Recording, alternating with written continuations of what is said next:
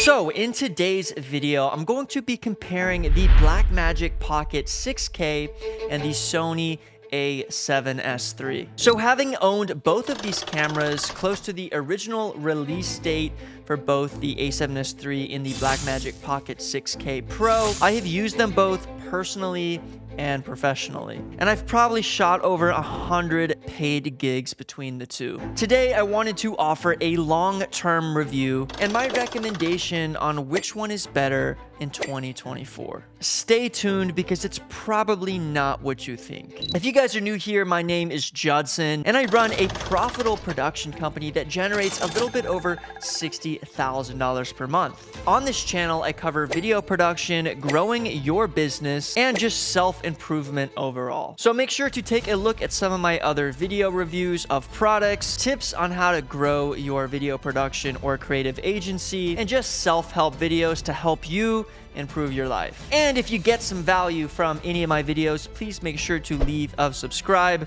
That's what I do here, offer you guys value so you guys can stay tuned for more. So Blackmagic Pocket 6K or Sony A7S III. First, I'm going to go over the specs and features of both of these cameras individually. Then I'm going to go ahead and give you guys the pros and the cons of each individual camera, and then I will end with a conclusion on which camera I think is better for you and just give you my opinion from somebody who uses these cameras professionally on a day-to-day basis. So let's start off with the Blackmagic Pocket 6K. The Blackmagic Pocket 6K features a Super 35 sensor. This camera can shoot up to 6K resolution in Blackmagic RAW format. It offers its own version of RAW called Blackmagic RAW. It offers a dual native ISO up to 25,600. It has a versatile EF lens, which really allows you to adapt most cinema lenses today. It also can shoot up to 4K DCI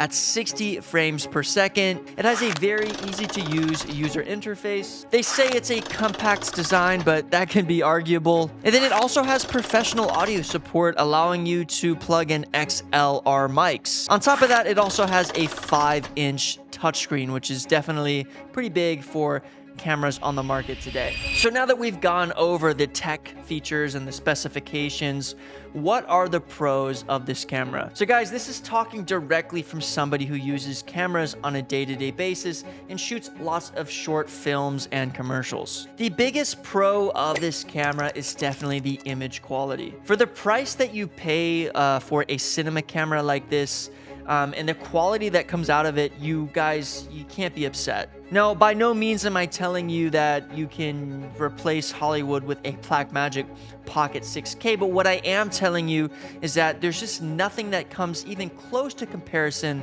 for the price. Which leads me into the next pro of this camera, and that's the price. Guys, I picked up my Blackmagic for I think $1,500 on the secondary used market about 2 or 3 years ago. So being able to pick up this camera, you're definitely going to get that pro of being able to get one for a very good price compared to a lot of other cameras on the market, even the Sony A7S III. The next pro of the camera is that it's actually an EF mount, which means you can use a lot of cinema cameras that are on the market that can be upgraded to the RAW cameras, some of the RE cameras, just anything that has an EF mount. Now, please keep in mind that it is a Super 35, so the sensor is going to be much tinier, so you're not going to be able to really use full frame lenses on this unless you're okay with it being super cropped in. But that's not necessarily a bad thing because the image quality that comes out of this camera, guys, you're not going to be disappointed. Another huge pro for this camera is that it has internal ND filters,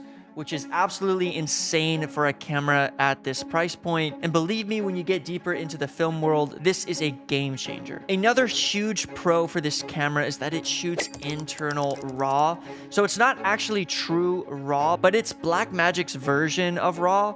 And guys, when it comes to color grading, being able to change the ISO in post-production, being able to really manipulate the shadows and the highlights is gonna make a huge difference in post-production. So now let's talk about the cons of this camera, and there are quite a few. First one being the battery life. So if you've done any other research about Blackmagic Pocket cameras, you'll know that the battery life is just awful. So you basically need to pair this up with bringing like 10 or 15 batteries on set, or you just hooking it up to a V-mount battery. Okay, the second con of this camera is that it doesn't have autofocus. In the cinema world, a lot of the cameras don't even offer autofocus, so it might not necessarily be a bad thing if that's what you're looking for.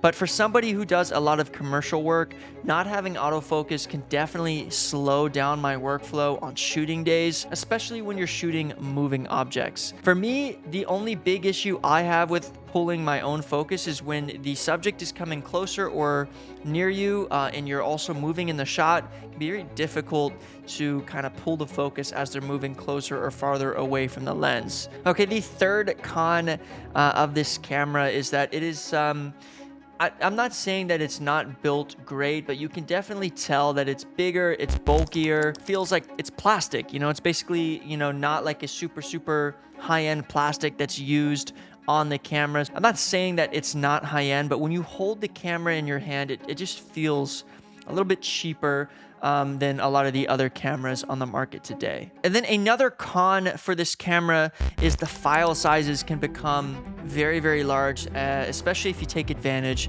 of the B-RAW. A normal shoot using this camera and filming at 6K B-RAW will usually equates to like 500 gigabytes if that gives you a good idea. So most of the time when I use the Blackmagic, I have to plug an SSD directly into the camera. And like I said, storing these files can definitely be a headache. Another con for the Blackmagic Pocket 6K Pro is that honestly the image does not look too great in low light case scenarios. It just gets very grainy when you start taking it into night scenes. So now moving into the Sony A7S III. It offers a 12.1 megapixel BSI Cosmos sensor. It has a very impressive video quality, being able to capture 4K up to 120 frames per second with 10-bit 422 color depth. It has a very high ISO sensitivity ranging from 80 all the way up to 102,400. And as an advanced autofocus system, one of the best autofocus systems on the market, it offers a 5-axis in-body image stabilization. It also has a tilt-out touchscreen LCD, dual CFast Express Type A SD card slots, a great user interface, and just a robust build quality. So now that we've gotten all of the specs for that camera out of the way, let's talk about the pros of the A7S III. So one of the biggest pros of this camera is definitely the fact that it has a great autofocus system. For somebody who shoots a lot of moving subjects, it's definitely ideal for me. The second pro is that the battery life is just absolutely phenomenal. I usually only need 1, 2, and maybe worst case scenario, 3 batteries for a full day of shooting. Another huge pro is that it's definitely a lightweight and small portable camera, which definitely helps when I use this thing on a gimbal or when I'm just traveling around for shoots. Next comes the build quality. I know some people have complained about the build quality of these Sonys, but for me personally, I'm a huge fan of the build quality. I think they do a great job making them, and I've taken this camera around the world with me for the last 3 years, and I haven't had any issues up to date. Another pro for the Sony A7S III is the low light capabilities. This camera works extremely well in low light conditions. And the last pro that I have for this camera is that it also shoots 12 megapixel photos. Now, I know that 12 megapixels is nothing crazy, but just having the ability to take some shots on that camera if needed is definitely a huge perk. So now moving into the cons of this camera. So when comparing it to the Blackmagic, it doesn't have 12-bit B-RAW. It only shoots in a log format, which is a little bit of a bummer when it comes to editing it in post-production. Another con of this camera is the price. It's almost double the price of the Blackmagic Pocket 6K. And then when you start pairing it up with Sony's full-frame lenses, this camera can get quite expensive. Another con is that you really need to use Sony's A-Fast SD cards in order to take advantage of 4K 120. So that's just another $200-300 expense that you need to add on top of getting some sort of converter to use all of the camera's features. And the last con I have is that there is no internal ND filters. I know I'm asking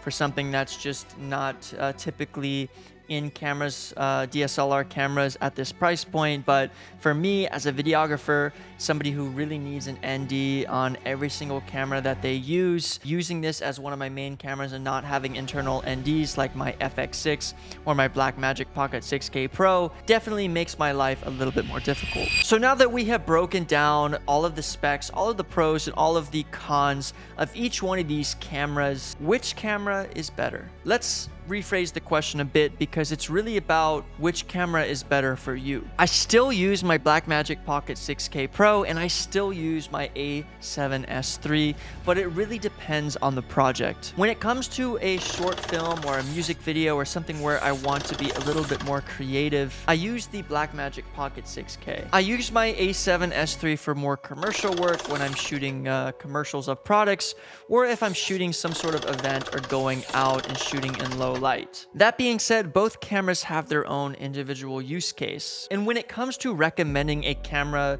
to person A, person B, or person C, I would really ask them, what are you going to be shooting? Because if you're going to be shooting more planned out cinematic shots, 100%, I would say go ahead and stick with the Blackmagic Pocket 6K. But if you are going to be shooting more commercial work in terms of shooting events, shooting moving subjects, products, commercials, the autofocus in the Sony A7S III and just these small file sizes make your life a hell lot easier. I hope that answers most of your questions, but as I mentioned earlier in the video, both of these cameras are great choices and you won't go wrong with either or. Both of them have their pros, both of them have their cons.